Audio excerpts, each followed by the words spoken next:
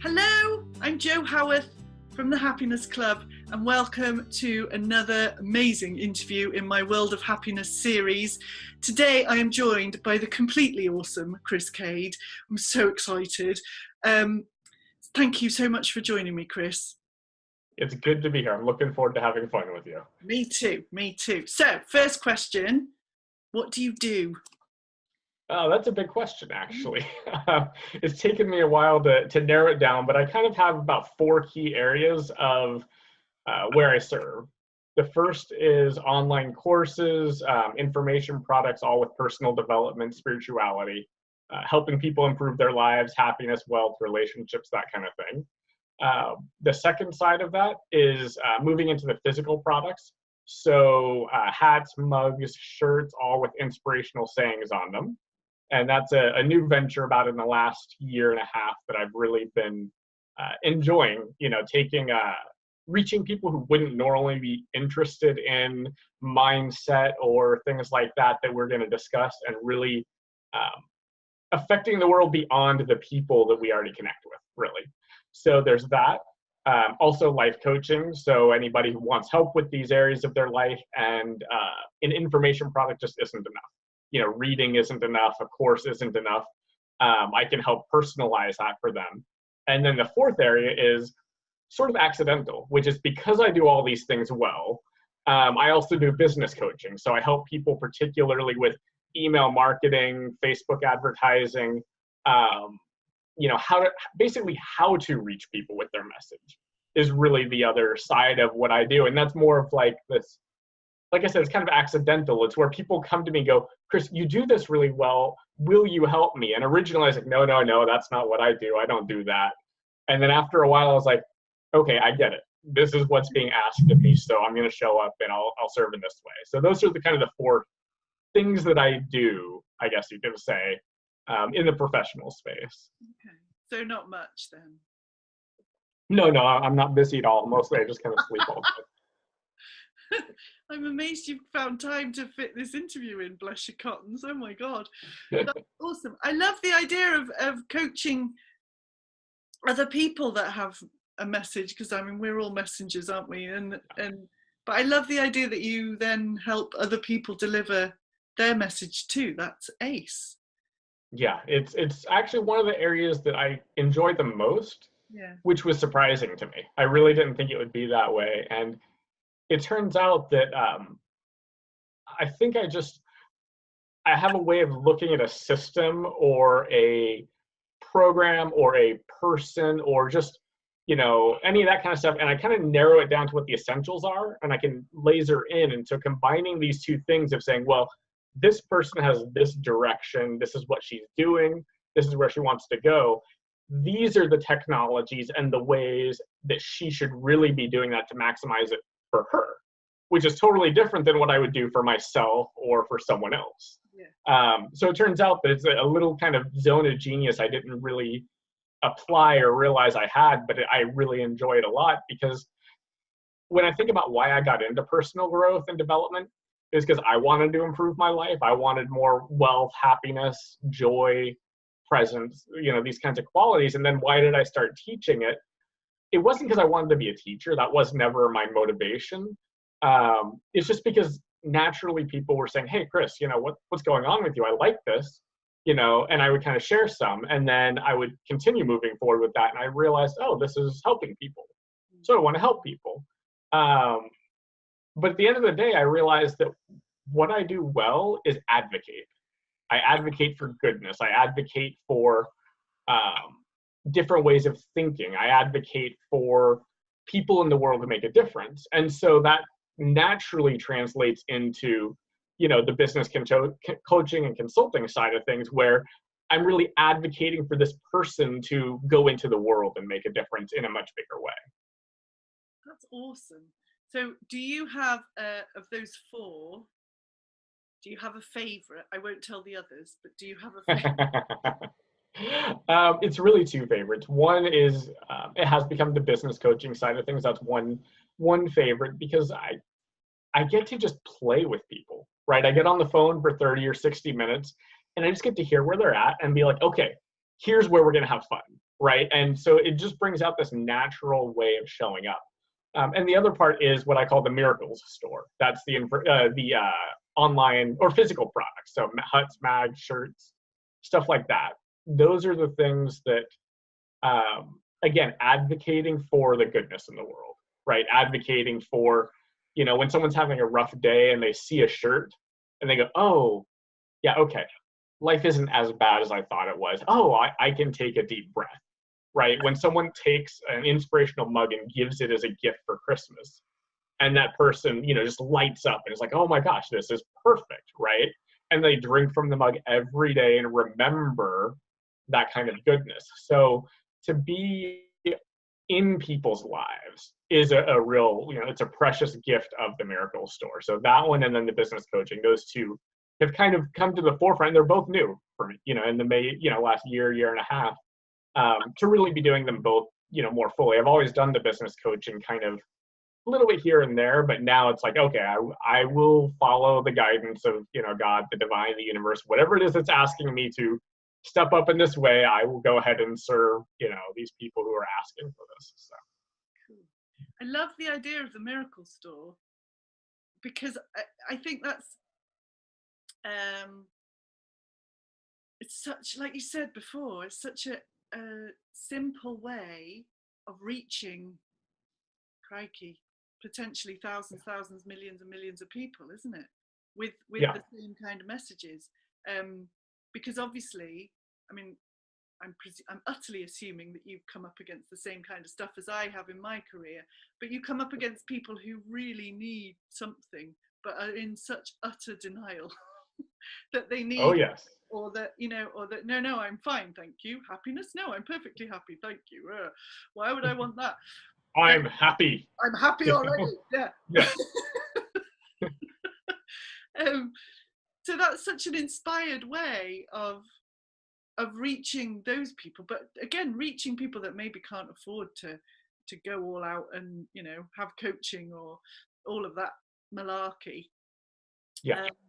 But still be able to make a difference. That's ace. Was it your idea to come up? Did you come up with that? Yeah.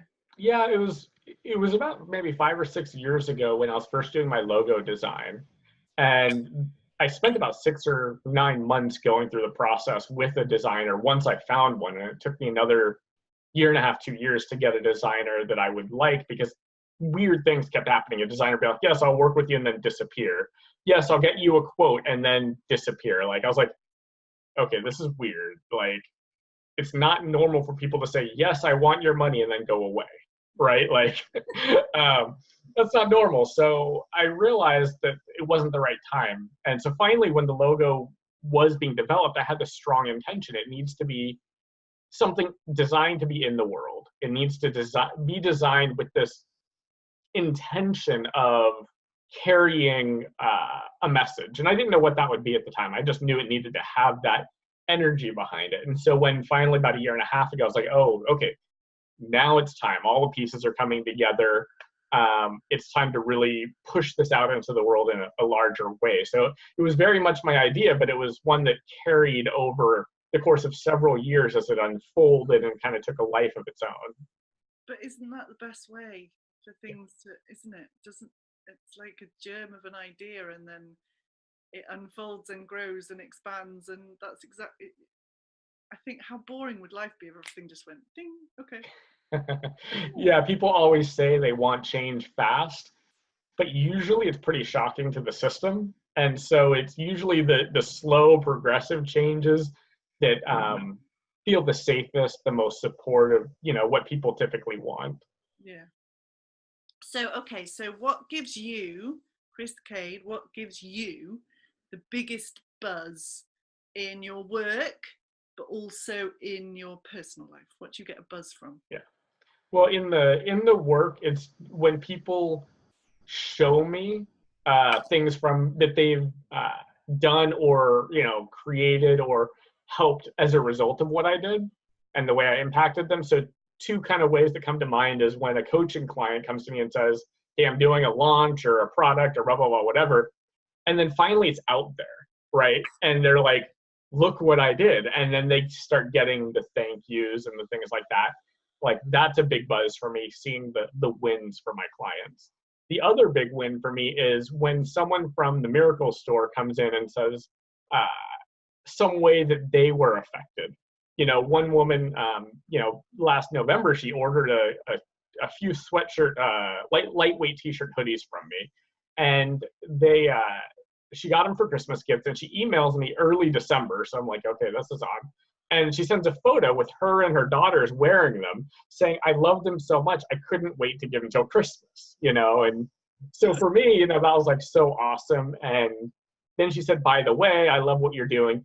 Feel free to use the photo any way you want, advertising online, like total permission to just share it.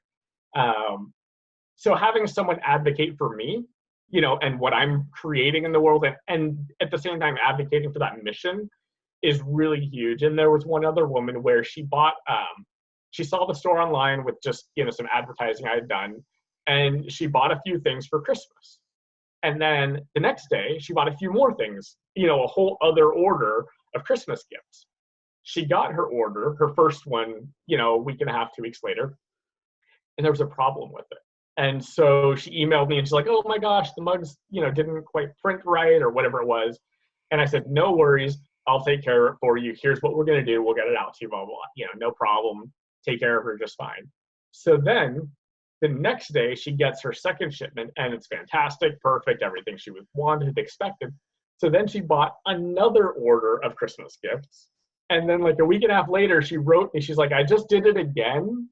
And I bought my fourth order of Christmas gifts for people. So she bought literally like $400 worth of Christmas gifts to give out. And that wasn't the part that mattered to me, right? I mean, that's great. She's advocating for the message. She's putting it out in the world. But what mattered was when she came to me and she said, you know, the one I got for myself, every day it says, do all things with love. That's one of the more popular ones. And so every day she's been drinking from this mug and she goes, I just keep wanting to do more good things in the world, you know? And she's like, I feel so much happier and joyful. And she says, you know, I never thought drinking from a mug would change my life and the way I look at the world. And I was like, that to me is, you know, just the biggest buzz, a tremendous gift. I mean, now 2 months later, I'm still delighted by this woman. And I know next year when Christmas comes around, she's going to go through the same thing and buy a few different orders and give out their Christmas gifts.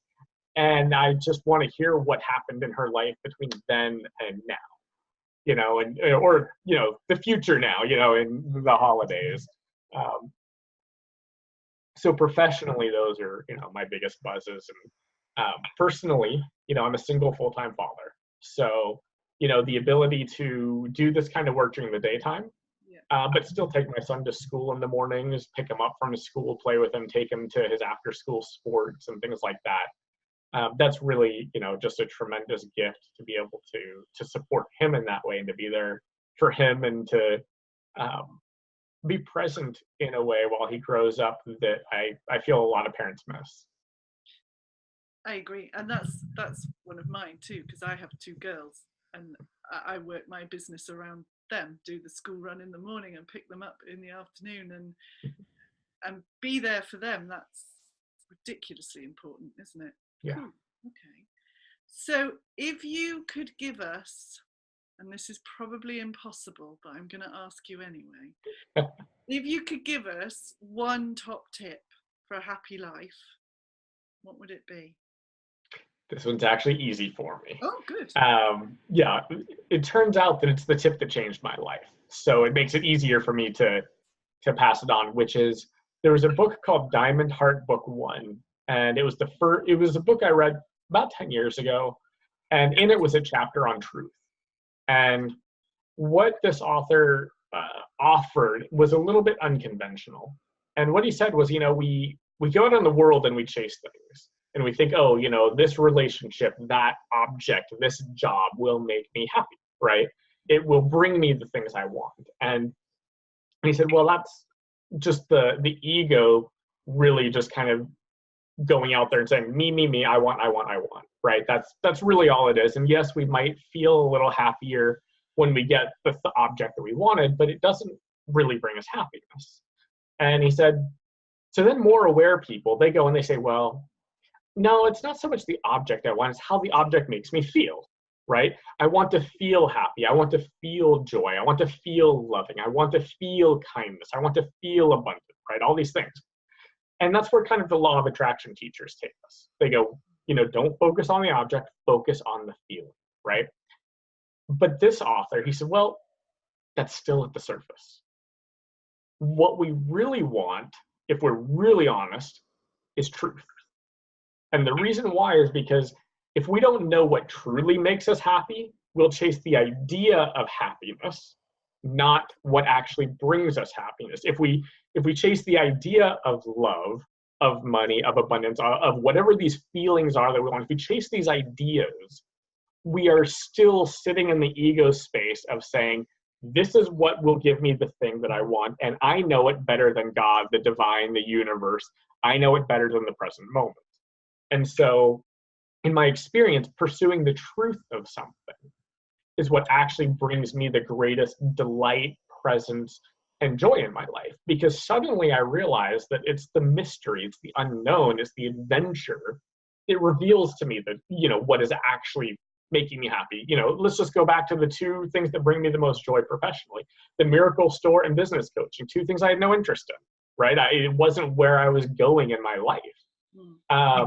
And if those had showed up and I just kept, and for part of the time I was pushing the business coaching. I was like, no, I'm not going to do that, right? That's not what I'm here to do. Because my idea said, this is not what will bring me happiness. This is not what I should be doing, right? All that kind of mind traps that we get caught into.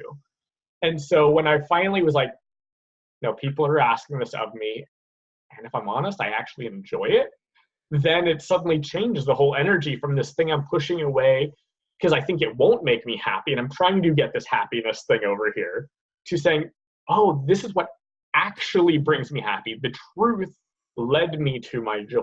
The truth led me to something new that I can do today to serve people in a way that I never did before. And the same is true in our lives. If we attach to a certain idea about how a job should be, or an object, whatever this object is, we want the feeling, and I hope you forgive me, the idea of happiness, right? I mean, that's everything you're about, right? But underneath it is the reality that we can't just say, oh, this object will make me happy, now I'm happy. I want to go get this, I want a job that makes me help others, so I'm going to do everything I can to get that. But when we aren't honest with ourselves and in the present moment about what genuinely is making us happy right here, right now, then it's just our mind trapping us where it thinks we should go, instead of using our mind as a laser focused tool to say, this present moment is showing me what makes me happy. Yeah. Why don't I listen to that for a moment and then allow that to lead me forward into the happiness? So for me, it's all about truth, whether it's the truth of what makes me happy, whether it's the truth of the work that's coming my way and just being like, this works, this doesn't. In my business, I try all kinds of things, right? That's part of why I'm good, great as a business coach, is because I'll try Facebook advertising, Pinterest advertising, email marketing. I'll try Google and Yahoo and, all these other things. And then I go, what actually worked? And then I come back of this worked. Okay, what's the essence? Why did that work? What's the truth of why this works? Now let's go do something. I do that with, personal development teachings. I'll study this teacher, this book, that idea. Then I'll go test it. And I'll be like, what actually is happening here? Is this working? Is this producing the results that this teacher, book, path says that, the results will be? And then I can compare, right? Once I know what works, then I can be like, yes, I'll do that again. And I will avoid the thing that doesn't work. But if someone just says, hey, I teach happiness, and I go follow them, well, it's awesome to follow a path and a teacher. And I think everybody should do that kind of commitment, as long as they're present with themselves and really looking at what's working for them. Because then they'll say, oh, this path is awesome. I am all in. When I first started studying with a school called the Diamond Approach, I would go every weekend teaching. It was a 2 to 3 day teaching at a time. Every time I would go and I tell the teachers, yeah, I don't know if this is for me. And they go, that's fine. See you next time, right? And I come back next time. I go, I still don't know if this is for me. After about 6 months, I looked back on my life and said, oh my, the changes are tremendous in my life, I'm all in. And then I studied for like 7 years. But it wasn't because I blindly followed a path. It's because I said, let's see what's true. And then when I did commit to a longer teaching, I still didn't blindly follow. But I showed up with the commitment every time to see what is true about this. And is this supporting me to be more true and authentic with myself? And that's the thing, isn't it? It's completely subjective, isn't it? Yeah. I mean, people do say to me, because I'm quite I have quite a friendly, outgoing personality. I'll chat to people because I'm a content person and I'm confident in what I do and what I say and all of that. Brilliant, hurrah. But I do meet people who say to me, and they call me the happiness lady, and they say, oh, you just walk around with a big smile on your face all the time. And I do meet people who think that all I do is say to people, just smile, it's fine. They genuinely think that's what I do for my job. And I get challenged by people all the time saying, yes, but how do you know what happiness is? How can you teach other people to be happy when you don't know what happiness, what? And I say to them, well, it's completely subjective. What makes me happy might not make you happy at all, in the slightest. We're all completely different beings, aren't we? And we're all unique. And I think that's an awesome tip to give people, because, and I do think there are a lot of people who blindly follow a teacher because so many other people follow that teacher or do what that and have the effect. But that's because that's true for them. Doesn't mean it'll be true for you, does it? So that's awesome. I love that. Thank you very much for that. You're welcome. Your truth, people. Follow your truth. There you go. Brilliant. Okay, so how do people find you? How do they find out more about you and what you do? Okay. The two easiest ways are from the personal development side as well as the business coaching. That'll be at chriscade.com, CHRISCADE.com.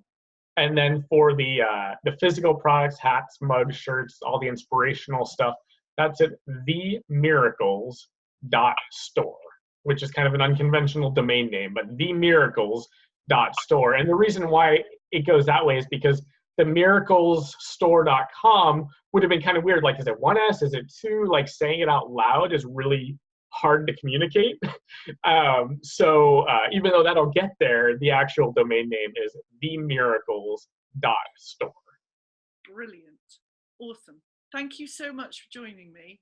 Thank you so much for giving up your precious time to chat to me and chat to everyone that's watching this now, which I can't wait to share this. Brilliant. So thank you very much. And if you didn't get a chance to write down the web address, it will be on the end of the video in a second. So just hold fire and then you'll be able to jot it down and look into what Chris does and how he does it even more. But until then, follow your truth. That's going to become my new catchphrase. There you go. Brilliant. Thank you so much, Chris. Take care. Bye.